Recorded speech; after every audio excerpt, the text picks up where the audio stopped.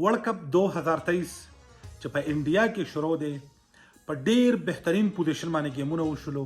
بهترین مقابله وشولې د رنځونو په هاړونو پکې ودرېدل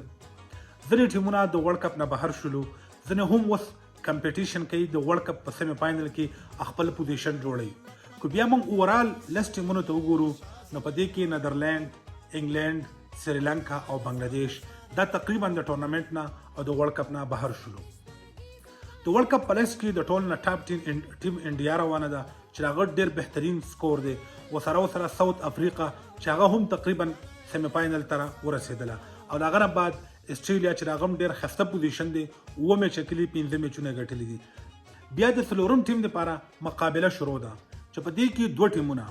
یو نیوزیلینډ او یو پاکستان چې د دې په منځ کې ډېره بهترینه کشمکش مقابلې شروع دي روان میچونه د انګلینډ د پاکستان د انګلینډ سره دی او د سریلانکا د نیوزیلینډ سره میچونه دي خو چېرته نیوزیلینډ د سریلانکا نه میچ وګټي نو د نیوزیلینډ آلریډي سکور برابر دی پوزیشن برابر دی نو هغه به سیمی فاینل ته ځي او که چېرته پاکستان د انګلینډ نه میچ وګټي په ښه رن ریټ باندې وګټي په ښه پوزیشن باندې وګټي نو بیا به پاکستان سیمی فاینل ته ځي خو د پاکستان لپاره یو بهترین چانس دا دی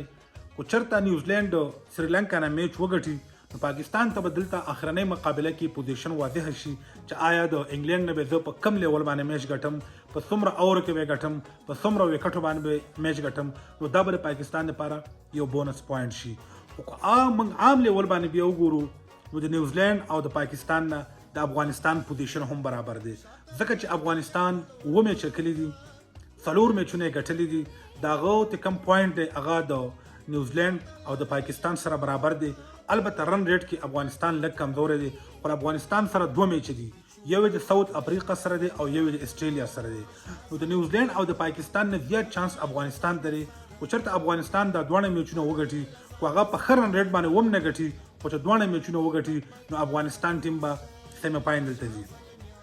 اوس که چېرته افغانستان یو میچ هم وبیلو او دا بل میچ یې په ښه رن ریټ باندې وګټو نو بیا هم افغانستان ته چانس لري خو د دې دواړو ټیمونو نه زیات چانس د افغانستان دی د افغانستان ته کم بالینګ دی نو د هغه نه د دنیا کلاړیان هم یېرېږي او حیران ورته هم دي چې د افغانستان بالینګ هر څه شي کولی هغه افریقې له هم شکست شي ورکولی هغه استرالیا له هم شکست شي ورکولی او خپل ځان د 2023 ورلد کپ کې کوم دی خپل ځان سیمی فاینل ته شي رسولی هم کسان تبصرې کوي د کرکټ ایکسپرټ دي هغوی دا وایي چې د پاکستان او د نیوزیلینډ نه زیات چانس افغانستان ته دی او افغانستان بالران او د افغانستان بیټینګ کې دا صلاحیت شته دی چې هغه استرالیا له او ساوث افریقا له دواړو له شکست شي ورکولی او دا به د دنیا په تاریخ کې یو نوی تاریخ جوړ شي چې افغانستان ټیم به سیمی فاینل ته وځي د ورلد کپ 2023 سیمی فاینل میچ به کلاو کی او امیدونه تر خلکو دي د پښتنو ته امیدونه دي چې افغانستان به ورلد کپ میچ هم وګټي